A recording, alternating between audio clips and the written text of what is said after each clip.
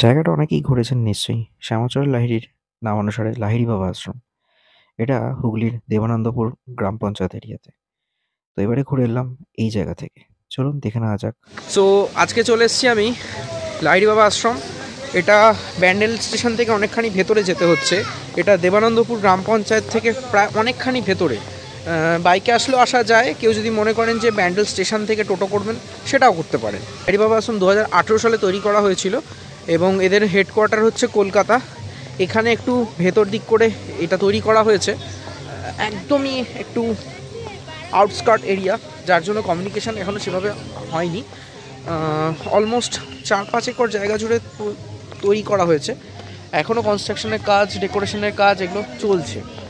শুনেছি সকালবেলা 11:30টার মধ্যে আসলে এখানে ভোগ পাওয়া যায়, 60 টাকা নেয় টিকিট। লাহিড়ী বাবা আশ্রম কিন্তু মূলত সপ্তম গুরুদেব যিনি রয়েছেন বা শিষ্য, তাদের পরম্পরায় চলছে। এই অর্গানাইজেশনের কাজ শুরু হয়েছিল বহু যুগ আগে এবং যিনি শ্যামাচরণ লাহিড়ী রয়েছেন তার গুরুদেবের থেকেই, অর্থাৎ পাহাড়ি বাবার থেকে সমস্ত ঐশ্বরিক ক্ষমতা বা যা তিনি পেয়েছিলেন নিজের সিদ্ধ লাভে, সেইগুলোই তিনি দিয়ে গেছিলেন শ্যামাচরণ লাহিড়ীকে। এবং সেটাই পরবর্তী পর্যায়ে তাদের যে যোগ্য উত্তরসূরি বা শিষ্য তো রয়েছে আমরা যাচ্ছি তাদের এবার মধ্যে দেয়া ভেতরে। হয়েছে। এইভাবেই পরপর যোগ্য যারা শিষ্য তাদের মধ্যে দিয়ে শক্তিগুলো প্রদান করা হয়। শ্যামাচরণ লাহিড়ীর আশ্রমে বা লাহিড়ী বাবার আশ্রমে যেতে গেলে ব্যাপারগুলো কিছু জানার আছে। দেখতেই পাচ্ছেন বাঁদিকে একটা রথের সারথি নিয়ে যাচ্ছেন একজন, দেখানো হয়েছে মহাভারতে যে কৃষ্ণ আর অর্জুন দুজনে যে যাচ্ছিলেন সেটারই একটা জাস্ট রেপ্লিকা রয়েছে। এরপর ঢুকছি আমরা মেন মন্দিরে। মেন মন্দিরে ঢোকার আগে দেখবেন এখানে ধূপ আর কিছু ফুল টুল বিক্রি হচ্ছে। আপনি চাইলে সেখান থেকে নিতে পারেন, কিন্তু এখানে ধূপ আর মোমবাতি জ্বালানোর বাইরেই রয়েছে, ভেতরে কেউ এগুলো নিয়ে যেতে পারবেন না। আচ্ছা, এবার এই যে দেখতে পাচ্ছেন মন্দিরটা, এই মন্দিরটার একটা জাস্ট ওয়াটার বডি বানানো হয়েছে আর্টিফিশিয়ালি, তার উপর কিন্তু রয়েছে মন্দিরটা, মানে দু সাইডে জাস্ট একটা ডেকোরেশন পারপাস রয়েছে যে ওয়াটার বডিটা, আর একটা করিডোর করা আছে, এর ওপর দিয়ে হেঁটে যেতে হবে। এবার মন্দিরের ঠিক প্রেমিসেস দু সাইডে দুটো মন্দির রয়েছে ছোট করে। ডান দিকে রয়েছে হচ্ছে আপনার রাম সীতা লক্ষণের মন্দির এইটা, আর এখানেও লোকে পুজো দিচ্ছে বা দর্শন করছে, পুজো বলতে দর্শন করছে। সিমিলারলি বাঁদিকেও আর একটা মন্দির রয়েছে। বাঁদিকে যে মন্দিরটি, সেই মন্দিরটা রয়েছে আমাদের মা কালী, দুর্গা এবং শিব রয়েছেন। এইদিকে যেটা বললাম যেমনটি রাম সীতা লক্ষণ, তার মন্দির রয়েছে। সন্ধ্যের সময় যাওয়ার একটা মুখ্য উদ্দেশ্য হচ্ছে এদের যে লাইটিং এফেক্টস সেটা ঠিক 5:30টার পর জ্বালিয়ে দেয়, তাই দিনের বেলা একরকম দেখতে লাগবে, সন্ধ্যের পর আলোতে মন্দিরের রূপ অন্যরকম লাগে। আমি সেই জন্যই সন্ধ্যেবেলা গেছিলাম। আর এটা হচ্ছে বাঁ দিকের যে মন্দিরটি, সেখানে হচ্ছে কৃষ্ণ, কালী আর দুর্গা রয়েছেন, মানে সবাই যে একই রূপ সেটাই এখানে বোঝানো হয়েছে। এরপর আমি যাব মেন মন্দিরে, অর্থাৎ যেখানে লাহিড়ী বাবা এবং তার গুরুদেবের মূর্তি রয়েছে, কিন্তু সেখানে স্ট্রিক্টলি ফোন নট অ্যালাউড। যদি দেখবেন এইখানটা রয়েছে একটা, যে একটা ঠিক পা ধোয়ার মতো জায়গা করা রয়েছে, মানে আপনাকে এই স্টেপটার ভেতর দিয়ে যেতে হবে। এই যে সবাই যাচ্ছে, একদিক দিয়ে মেয়েরা যাচ্ছে এবং এটা ঢোকার জায়গা। মেয়েদের বিশেষত্ব হচ্ছে যে মাথায় ঢাকা দিয়ে যেতে হবে, আর রুলস অ্যান্ড রেগুলেশনস যে মাথা ঢাকা দিয়ে যেতে হবে। আর এই যে ভেতরটা সন্ধেবেলা, এই সন্ধেবেলাতে চাই এই সোজা ছবিটা মানা রয়েছে, 2-3বার বলা হলে সন্ধেবেলাতে যেই আলোটা জ্বালানো হচ্ছে এটা বেশ দারুণ লাগছে।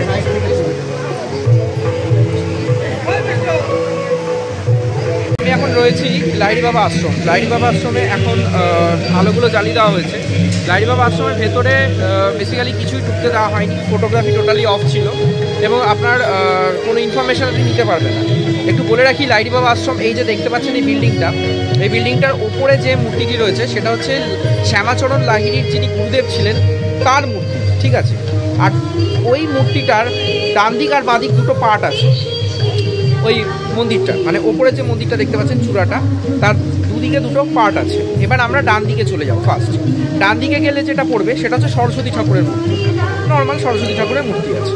সরস্বতী ঠাকুরের মূর্তির পর আমরা যখন সার্কেল হয়ে পুরোটা ঘুরবো, ঘুরে আমাদের নিচে যেতে হবে। নিচে যেটা হচ্ছে সেখানে হচ্ছে শ্যামাচরণ লাহিড়ীর মূর্তি রয়েছে।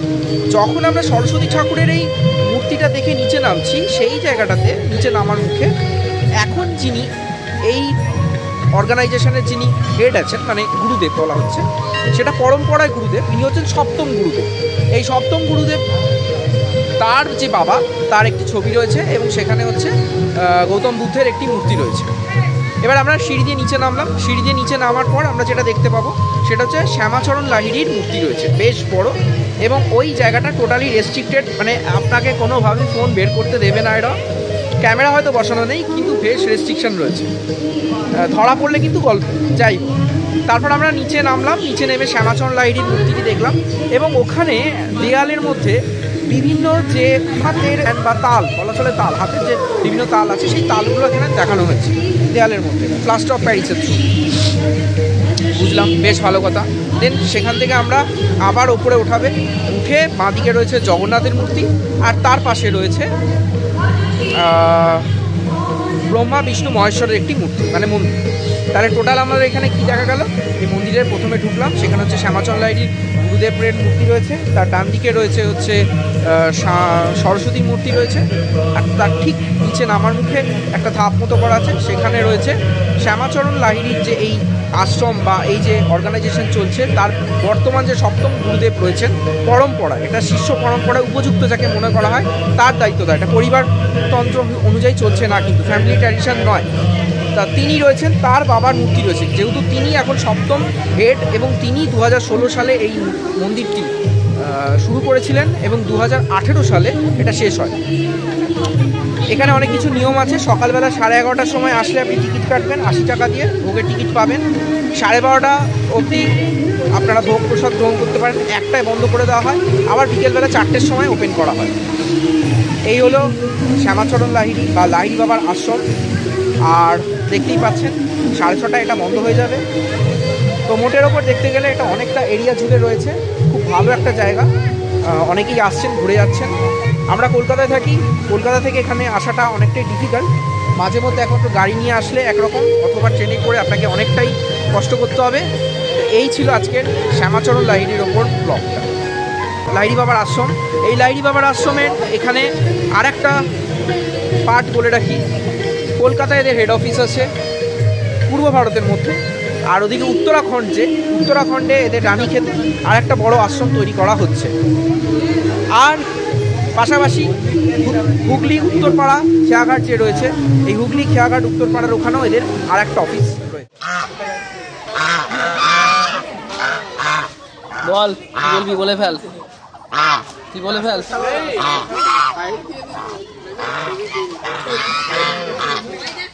কি বলবি বল? বাহ, তোরা সেলফি দিচ্ছিস, দারুণ ব্যাপার, দারুণ ব্যাপার।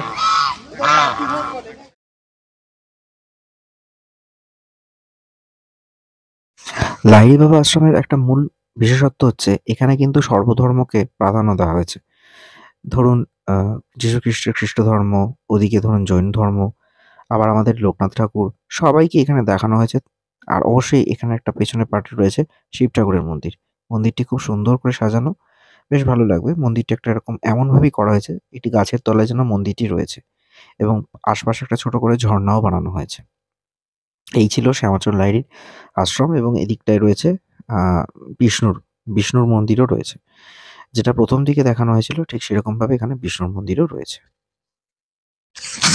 শ্যামাচরণ লাহিড়ি অর্থাৎ লাহিড়ি বাবার আশ্রম যেটা বলা হয়েছে, মূলত এখন এখানে সপ্তম যিনি গুরুদেব আছেন তিনি মন্দিরটি প্রতিষ্ঠা করেছেন। কিন্তু লাহিড়ি বাবার বা শ্যামাচরণ লাহিড়ি যিনি গুরুদেব পাহাড়ি বাবা, তিনি রানীক্ষেতে ছিলেন এবং তার যাবতীয় যা সম্পত্তি এবং শক্তি সবটাই শ্যামাচরণ লাহিড়িকে দিয়ে গেছিলেন এবং সেইটাই পরম্পরায় ওনাদের অর্গানাইজেশনে চলছে, এটাই যেটুকু জানা গেছে। এবং এরা মূলত সেবামূলক কাজকর্ম করে, বিভিন্ন ধরনের যত বছরের নানা অনুষ্ঠান সেগুলো বিভিন্ন মন্দির এখানে উত্তরপাড়ায় অনুষ্ঠিত হয়।